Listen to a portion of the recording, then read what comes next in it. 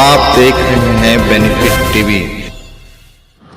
नमस्कार, मैं रविंद्र कुमार और आप देखना शुरू कर चुके हैं बेनिफिट टीवी न्यूज। हम जनता की आवाज़ लगातार उठाते रहते हैं, जनता की समस्या लगातार आप तक पहुंचाने का प्रयास करते हैं। आज हम जनता के बीच में आए हैं और जानना चाहेंगे बिहार की राजनीतिक व्यवस्था का क्या कुछ जनता सोचती है बिहार के राजनीतिक व्यवस्था पे। आइए हम बात करना चाहेंगे। पहले सर, क्या लगता है बिहार में किस तरह का शासन व्यवस्था है, प्रशासन?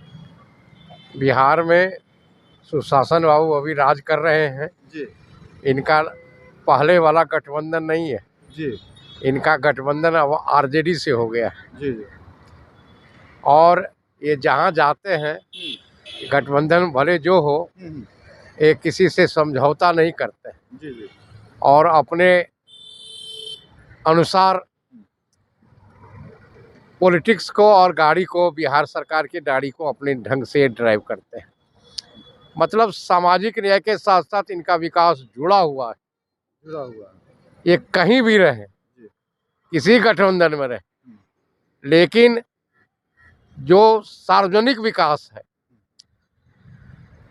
ये व्यक्तिगत विकास में नहीं विश्वास करते हैं। जी जी ये बिहार के जनता के हित में जो मुद्दे हैं, जो समस्याएं हैं, उस समस्याएं के समाधान में, आम जनता की समस्या के समाधान में लगे हुए रहते हैं। चलिए, बहुत बहुत धन्यवाद। हम आपसे जानना चाहेंगे सर, ये नीतीश बाबू जो है जनता के समस्याओं में लगे हुए रहते हैं, उनके मुद्दा सुलझाते रहते हैं, इस बात से आप कितना सहमत हैं? देखिए, कोशिश होती है उनकी बज़ाहिर दिखाने की, लेकिन जो प्रैक्टिकल है, जो मतलब वो जब करने की बारी आती है तो उसमें फेल है, अमल में फेल है। अमल में फेल। हाँ, बिल्कुल। बोलने 15 साल के शासन में आपको अमल कुछ नहीं नजर आया? कोई सोल्यूशन को हल नहीं किया उन्होंने। कैसे? जैसे क्या कमी दिख रहा आपको? कोई कमी नजर आए तो सारी कमी दिख रही है। कमी ही कमी है, टोटल। ठीक है, बिल्कुल कमी है। क्या सरकार के तरफ से आपको कमी महसूस हो रहा है सर? देखिए, कमी तो है ही, इसमें दो मत नहीं है। वह केंद्र सरकार रहे या बिहार की सरकार रहे या कोई, हम राज्य सरकार की बात कर रहे हैं। हम बात करेंगे तो न्यूट्रल करेंगे। ठीक है, अभी फिलहाल इनसे राज्य सरकार की बात हुई है, जब केंद्र सरकार की बात हो रही है। हमारा कहने का है कि जब यही भाजपा के साथ गठबंधन था तो बहुत अच्छा था। आरजेडी के साथ है तो विकास नहीं हो रहा है, भाजपा के साथ होता है तो विकास होता है। ये इन लोगों का फंडा है। जिस तरह यूपी में चुनाव हुआ विधानसभा का और मौर्य जी को कहा कि आप मुख्यमंत्री के उम्मीदवार हैं और टूल मुख्यमंत्री बना दिया, टूल उप मुख्यमंत्री बना के बैठा दिया। और वही स्थिति बिहार में होगा अगर ऐसा खुदा न खास्ते हुआ तो। क्या कहना है सर? ये इनका कहना है, उत्तर प्रदेश के संदर्भ में इन्होंने कुशवाहा साहब ने बात रखा है। जी जी, ये सीनियर लीडर है। मैं कहना चाहता हूँ कि दूध का जला मट्ठा फूक फूक के पीता है। धोखा खाया हुआ आदमी और उसका समाज इस बार बड़ा सचेत होकर के है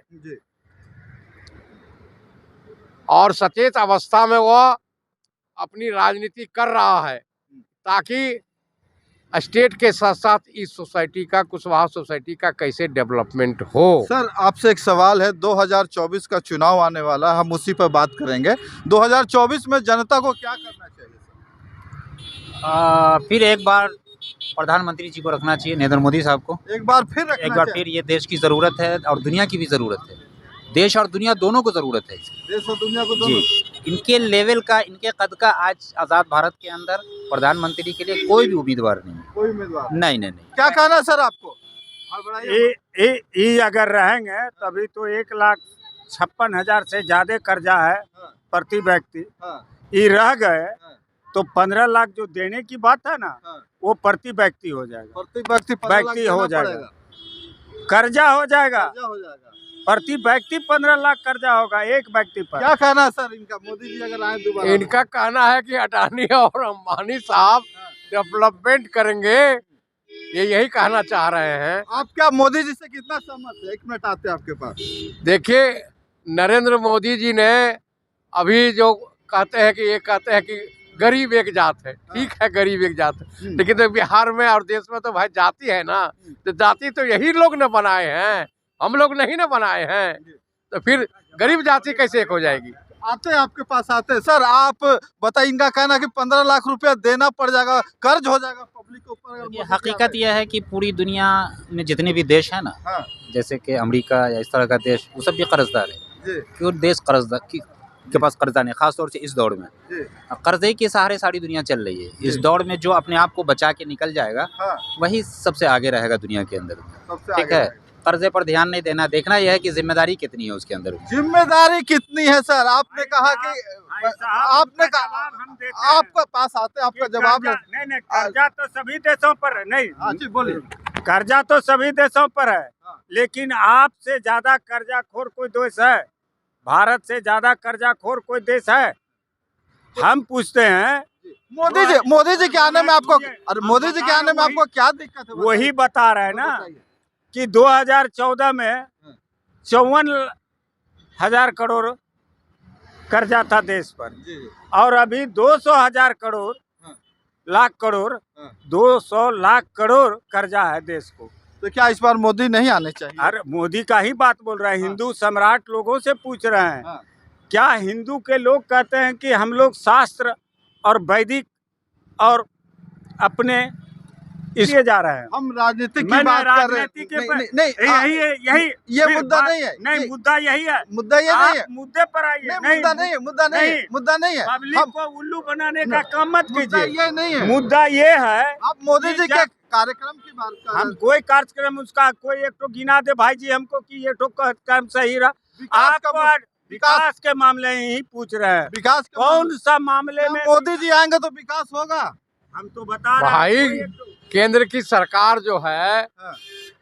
डेवलपमेंट तो कर ही रही है, लेकिन हमारा बिहार का डेवलपमेंट नहीं हो रहा है, विशेष राज्य का दर्जा नहीं दे रही है। अच्छा आज हम लोग को उसको डिमांड की सबसे बड़ा बिहार में डिमांड है। हाँ। अगर बिहार को विशेष राज्य का दर्जा देती है हाँ। तो बिहार के आम जनता की का बहुत बड़ा हित होगा। अच्छा मोदी नहीं तो फिर कौन विकल्प है? हम विकल्प की नहीं, बात बताइए, अब पहले मोदी- सुनिए ना। विकल्प खोजने में तो सारे इंडिया गठबंधन का हाँ विकल्प ठीक है। है। हाँ, इंडिया गठबंधन में बहुत विकल्प है, हाँ, लेकिन स्वार्थ त्यागेगा तो विकल्प है। हाँ। और नहीं स्वार्थ त्यागेगा, पुत्र मोह अगर लेके चलेगा हाँ। और स्वार्थ लेके चलेगा तो कभी नहीं पूरा होगा। चलिए बहुत बहुत धन्यवाद।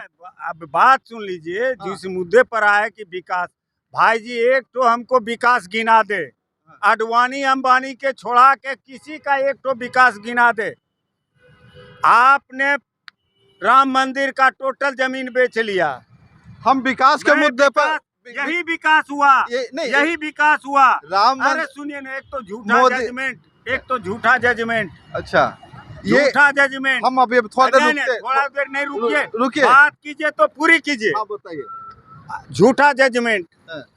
सारा जमीन हम ट्रस्ट बनाकर आपने बेच लिया। कहाँ गया, कहाँ गया वो जमीन? हम का इनको पैसा? रोकना चाहेंगे। सुनिए नहीं, रोकना नहीं। ये अभी जो राजनीतिक के मुद्दे पे हम जहाँ तक बात एक कर तो रहे हैं, विकास गिना दीजिए। मोदी जी के जो मुद्दा पे एक तो गिना दीजिए। मुद्दे पे बात कर रहे हैं, मुद्दे पे बात कर रहे हैं। जिस तरह से हमने पूछा सवाल कि मोदी जी नहीं तो क्या विकल्प है और क्या इस देश में दोबारा मोदी जी आना चाहिए। लास्ट सवाल आपसे, क्या इस देश में मोदी जी दोबारा आना चाहिए? हाँ बिल्कुल आने चाहिए। क्यों आना चाहिए?